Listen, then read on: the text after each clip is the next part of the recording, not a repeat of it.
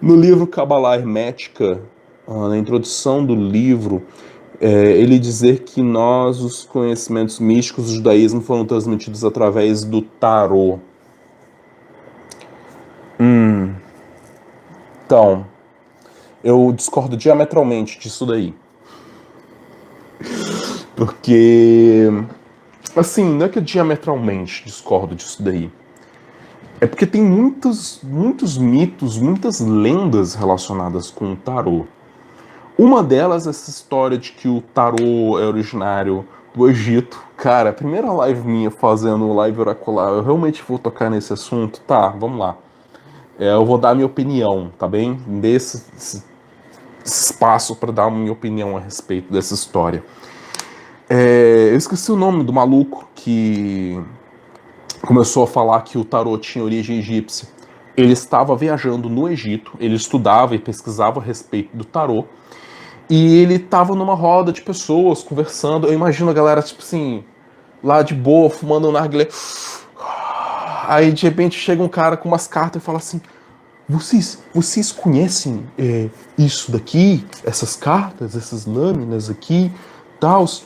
Aí alguém num canto da roda virou e falou assim: saca só, eu vou zoar com a cara desse louco. Chegou lá e falou assim: deixa eu ver isso aqui. Essas lâminas. Eu sei o que é isso daqui. Isso daqui é daqui do Egito.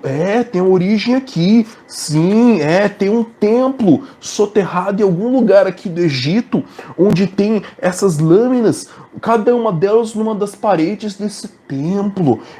Não, isso daqui é um conhecimento egípcio antigo, místico, que foi disseminado e tá nessas lâminas aqui agora. E no fundo, a galera tava rachando de rir do cara. Essa minha opinião, minha interpretação a respeito da história. Porque o autor que resolveu bater no martelo e dizer que o tarô tem origem egípcia, ele não conseguiu comprovar isso no tempo de vida dele. Ele chegou a forjar evidências para tentar comprovar a tese dele de que o tarô vem do Egito. Esse tal templo que falam, ninguém nunca encontrou. Então, desculpa, eu não consigo dar moral para essa história. Eu falo bem sinceramente.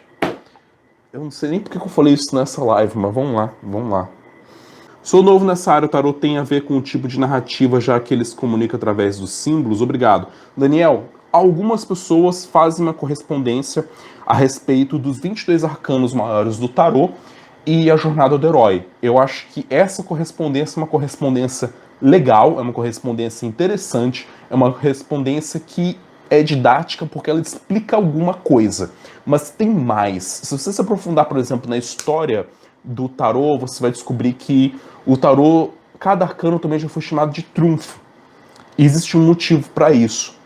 Porque quando um exército ganhava uma batalha de alguma guerra e o exército voltava para a cidade de origem dele, geralmente eles organizavam um triunfo, que é como se fosse uma carreata.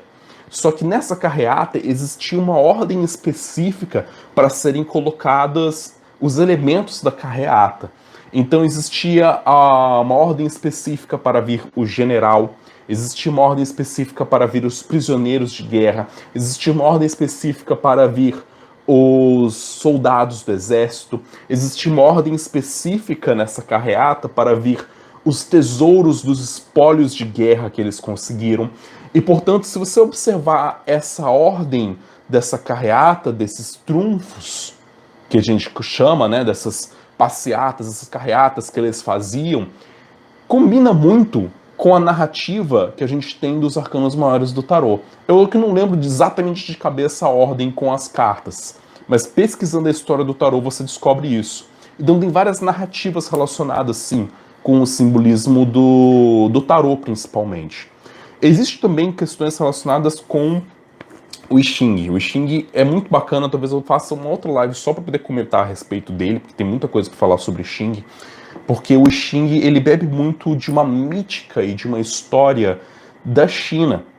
E, portanto, muitas coisas que a gente lê no I Ching, eles vão usar imagens, parábolas, relacionadas com momentos específicos da história da China, momentos de certos imperadores, questões simbólicas do cenário e do ambiente da China antiga. Isso é uma coisa fantástica a respeito do I Ching, essa relação mítica e histórica e a narrativa por trás. Deixa eu ver o que mais aqui.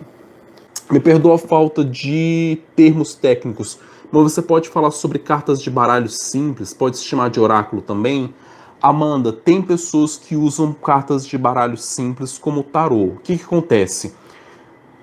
Historicamente, o estudo que é feito sobre a origem do tarô de modo mais historiográfico especula que o baralho comum e o tarô têm origem comum.